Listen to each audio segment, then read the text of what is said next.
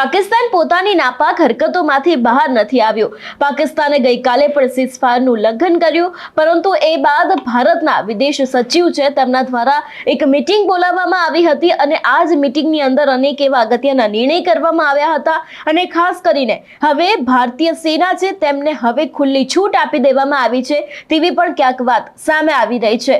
શું છે સમગ્ર વિષય જોઈશું આજના આ વિડીયોમાં। નમસ્કાર, હું હંસિની અને તમે જોઈ રહ્યા છો નિર્ભય ન્યૂઝ।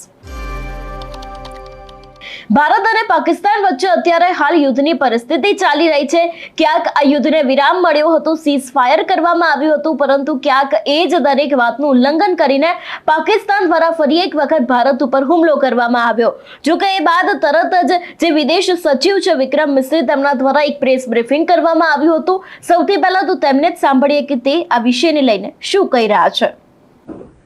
भारत और पाकिस्तान के डीजीएमओज के बीच जो पिछले कुछ दिन से चल रही सैन्य कार्रवाई को रोकने का समझौता आज शाम को हुआ था। पिछले कुछ घंटों से इस समझौते का पाकिस्तान की ओर से घोर उल्लंघन हो रहा है। भारतीय सेना जवाबी कार्रवाई कर रही है और इस सीमा अतिक्रमण से निपट रही है। ये अतिक्रमण अत्यंत ही निंदनीय है और पाकिस्तान इनके लिए जिम्मेदार है। हमारा मानना है कि पाकिस्तान इस स्थिति को ठीक से समझे और इस अतिक्रमण को रोकने के लिए तुरंत उचित कार्रवाई करे।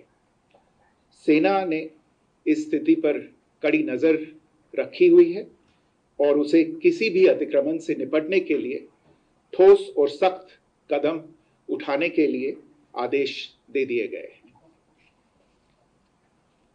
Good evening. For the last few hours, there have been repeated violations of the understanding arrived at earlier this evening between the Directors General of Military Operations of India and Pakistan.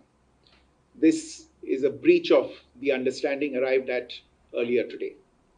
The armed forces are giving an adequate and appropriate response to these violations, and we take very, very serious notice of these violations. We call upon Pakistan to take appropriate steps to address these violations and deal with the situation with seriousness and responsibility. The armed forces are maintaining a strong vigil on the situation. They have been given instructions to deal strongly with any instances of a repetition of the violations of the borders along the international border as well as the line of control. Thank you.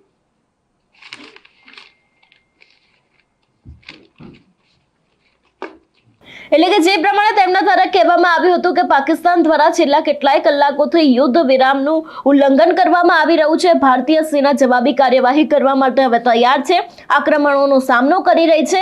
અતિક્રમક ખૂબ જ નિંદનીય છે અને તેમના માટે પાકિસ્તાન જવાબદાર છે।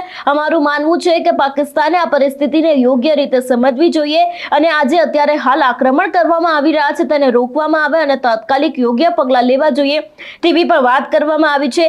સેના પરિસ્થિતિ પર નજર રાખી રહી છે અને કોઈ પણ અતિક્રમણનો સામનો માટે નક્કર અને કડક કાર્યવાહી કરવાના આદેશ પણ આપવામાં આવ્યા છે તેવી પણ ક્યાંક વાત કરવામાં આવી છે। એટલે ખાસ કરીને હવે જે પ્રમાણે પાકિસ્તાન પોતાનો જવાબ આપી રહી છે, પાકિસ્તાન દ્વારા હુમલો કરવામાં આવી રહ્યો છે તેનો જ સામે મુંહતોડ જવાબ આપવા માટે હવે ભારતીય સેનાને ખુલ્લી છૂટ આપી દેવામાં આવી છે। એટલે કે ખાસ કરીને હવે પાકિસ્તાન દ્વારા કોઈ હુમલો કરવામાં આવશે તો ભારતીય સેના તેનો મુંહતોડ જવાબ આપશે।